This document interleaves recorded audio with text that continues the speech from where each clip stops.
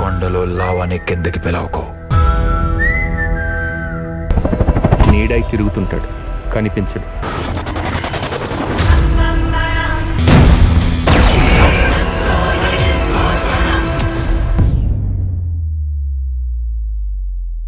ఏంటండి కోపంగా చూస్తున్నారు? మిమ్మల్ని ఎప్పుడు రమ్మని చెప్పాను, మీరెప్పుడొచ్చారు? ఓ, అందుకే అలా చూసారా?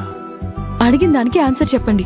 అదేం లేదండి, ఇంట్లో అక్క పెళ్లి విషయంలో కొంచెం వర్క్ చేయాల్సి వచ్చింది, అందుకే కొంచెం లేట్ అయింది. ఇక నుంచి ఏ వర్క్ ఉన్నా సరే నాకు ప్రాపర్ గా రిపోర్ట్ చేయాలి.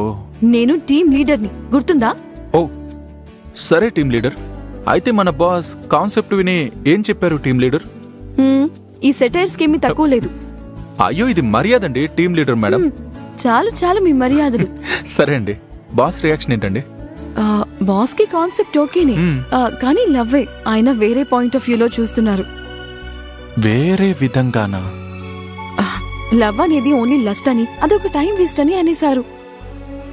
ఒకవేళ ఆయన లవ్వే చేయని పర్సన్ అయి ఉంటారా? అది కూడా అడిగాను కదా.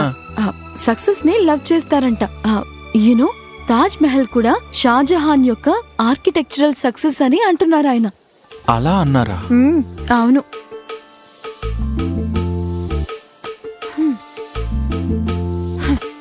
చాలా ప్రాక్టికల్ గా ఉన్నారు నందు.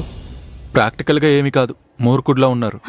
అలా అనేసరేంటి? లేకపోతే లవ్ అనేది ఎలాంటి మెలోడియస్ ఫీలింగ్, అలాంటి దాన్ని లస్ట్ అని ఎవరైనా అంటారా? మరి బాస్ అంటున్నారే. అందుకే ఆయన్ని మూర్ఖుడని అంటున్నాను. షాజహాన్ తాజ్ మహల్ ని మాత్రమే కాదండి, ఎన్నో కోటల్ని కట్టించారు. అవన్నీ కూడా ఆయన ఆర్కిటెక్చర్ సక్సెసే. కానీ ఓల్డ్ మొత్తం ఎందుకు తాజ్ మహల్ ని మాత్రమే టాప్ లవ్ సిగ్నేచర్ గా ఆరాధిస్తున్నారు?